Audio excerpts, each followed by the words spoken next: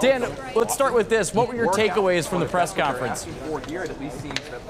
I just thought he was Mike Vrabel. You know, anyone who covered him, and we did for years here in New England as a player for 8 seasons, he was himself. He was, you know, he has a strong presence, a strong will, demands respect. And I think he talked about that in helping the players, but also wants to be demanding. There's no more entitlement, things like that when it comes to what the players are here in New England. He wants to mold them, help them, develop them as men, and develop them as good players as well that can help them win football games. So I thought Mike Vrabel very impressive and very strong and determined as a man that has been there, done that as a head coach, as we all know, in Tennessee. I thought a lot of good signs here if you're a Patriots fan and if you're a Patriot player ready to get to work. He said time to get to work, Joe, as he said goodbye from this press conference. Dan, you hit on a key word there, and that was entitlement, and that was one of the quotes that did stand out. He said, "We're removing entitlement from our football team," and then he later added, "We are going to earn the right to be here every single day." What was your reaction when you heard those words said specifically?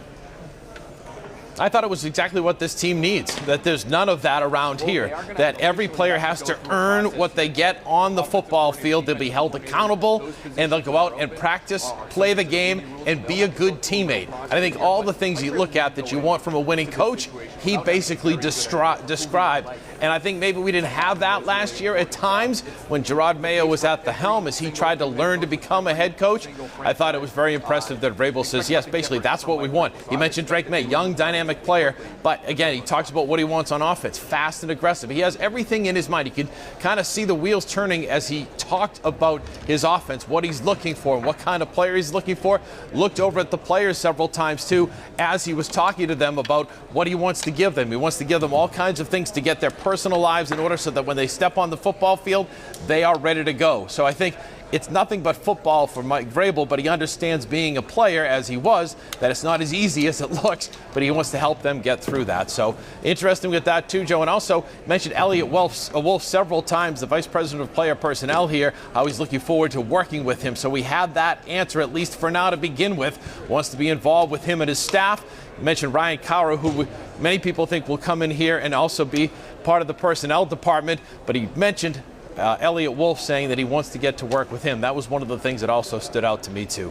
I want to hit on Drake May. I want to hit on Elliot Wolf, and we'll start with Drake May. He was asked, Dan, about the philosophy for Drake May and continuing to grow him as a quarterback. And he said he wants to put great people around him, and he said his involvement specifically will be game management and situational. And it's interesting because when the Patriots were in this process of hiring a new head coach, some people thought they would go the specific offensive route, go with somebody like Ben Johnson. Instead, they go with a known quantity in Mike Vrabel. How can this type of way of developing the quarterback actually work out for New England?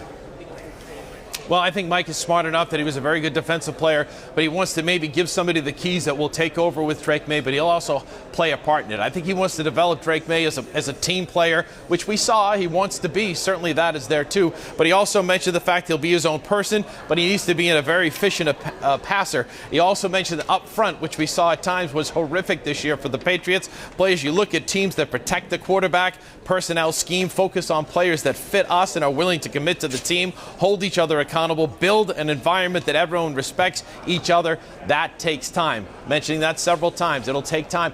Work to do here. And I think what he wants from Drake May is to simply be himself, go about. He's got to learn what Drake May is all about, but also not afraid to make mistakes and play the football game. So I think what Mike wants to have is a guy, an offensive coordinator, which he kind of referenced. He doesn't have anybody that he's announcing today here, but he'll find an offensive coordinator, let them have the keys to the offense, but also have a hand involved in what kind of players he wants here that fit the scheme of hardworking players that come to New England. As it's related to Elliot Wolf and the ownership, Dan, he said, I think the most important thing is a shared organizational vision. And he said one reason that the job was appealing to him, among many, was the ability to have open dialogue with Robert and Jonathan.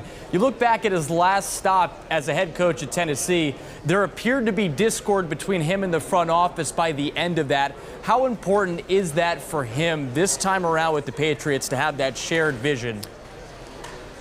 Yeah, I think you mentioned the word trust several times as well, Joe, and I think that's a big factor. And let's face it, you have to have that as a head coach. You don't necessarily have to, shop for groceries, as Bill Parcells said many, many years ago, but you need to have the certain type of players coming into New England that he wants, that are coachable, that can do what he asks of them to do to help them win football games. And I think that needs to go hand in hand with whether it be Elliott Wolf, whether he brings someone else in too, and Ryan Cower, how it all shakes down. But he has to have that trust that ownership will let him find those players to working with Elliott Wolf, whoever else it is, the entire staff and personnel department. Everybody needs to be on the same page as far as what kind of players they're looking for that he can coach and help win football games. So it needs to be everybody on the same page from top to bottom when it comes to this Patriots organization. And it's good to hear that. Yeah, and Dan, what did he say specifically about the culture aspect of it? Because that's such a big part of the whole equation, and we hit on it in the open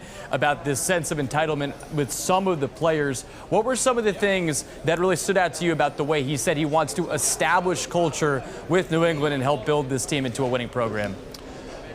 Yeah, Joe, I think it starts with the rules, right? Being on time and being respectful. Those are the first two things. And I've heard the stories about when he was the head coach at Tennessee that he would get on guys, making sure you know the janitor's name, making sure you know everybody in that building, who the staff members are, who the key people are, who everybody is, so that when you walk through that place, everybody is on the same page together, and there's nobody at the very, very top, and there's nobody at the very, very bottom. I think that's important to him for establishing culture when it comes to how he wants everyone in this organization to be on the same page. And again, getting towards winning. That's the most important thing to him.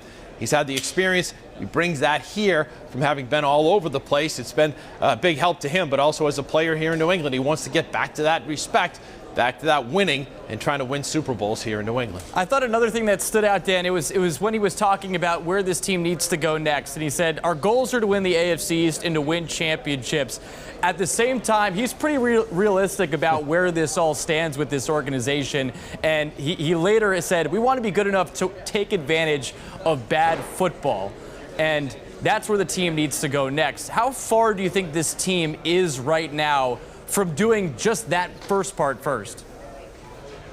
Well, that's a good question. I think it depends on what he sees in the current roster. That's the first start with Elliott Wolf, and then the players themselves. In talking to the veterans like a David Andrews, some of the captains like a Joe Cardona, both of those players were here today, but also some of the rookies, finding out we saw issues with Jalen Polk and Javon Baker, maybe not necessarily on the same page, getting everybody on the same page, figuring out what he has. And then he mentioned several times he will never ask a player to do something that he can't do. He'd rather have them do the simple things, get it right, and put that together as a team and be playing that way. So I think those are some of the important things that he's looking for, some of the aspects that he wants from his players. And then, I smiled when he mentioned winning the AFC East, because for years in covering this football team, all we ever heard was the most important thing that they would play for was a hat and a T-shirt, right? The AFC East champs, it starts there, and then you go from there to the AFC championships and Super Bowls. But hat and a T-shirt is the first thing I thought of when he mentioned that, winning the AFC East. And that'll be their goal when they get in together in mini camp and then training camp and ultimately start the 2025 season. And hopefully this is the first step for them getting to that point once again. A couple more questions here for you, Dan. I thought it was interesting when he talked about the entitlement aspect of it, but also the part about the coaches as well. And you hit on it a little bit as it's related to the next step in his process, which is to start hiring an offensive coordinator, a defensive coordinator, where there is an offensive coordinator and a defensive coordinator left over from last year.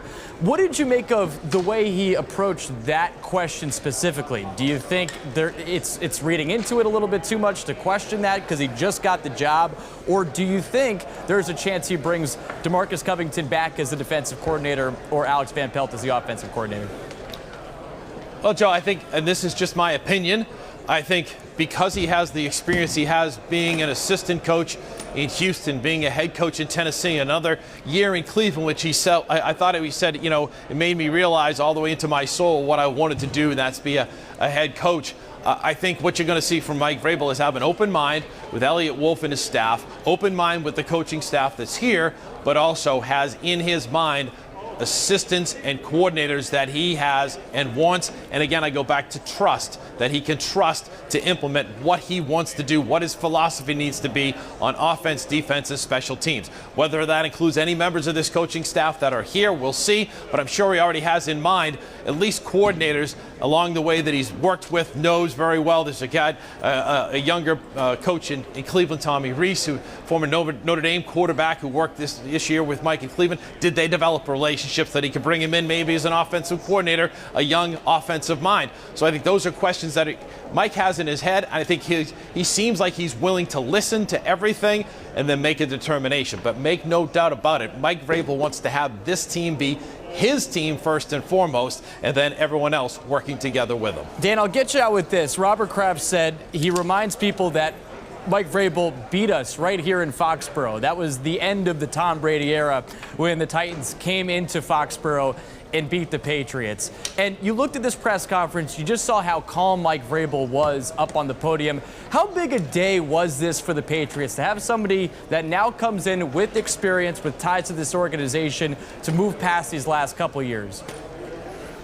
I think it's huge. It hasn't been pleasant for the Kraft family or for Patriot fans down here. Everyone knows that. I think it's huge that they now take the initiative of, here we go. We're giving the keys to the kingdom to a guy that's been here, done that, knows how special this place is. He said it 15 months ago at his Hall of Fame induction weekend, and that wants to and knows how to win a championship. So now I think the Krafts maybe they were too aggressive with Gerard Mayo and maybe giving him the keys, and maybe he wasn't ready for it. But I think Mike Vrabel shows you all the signs that he's ready for it. And I think the Krafts are ready to say, okay, go about your business. We'll back off. You do what you do. We'll do what we do. We'll give you the resources and go out and build a winner.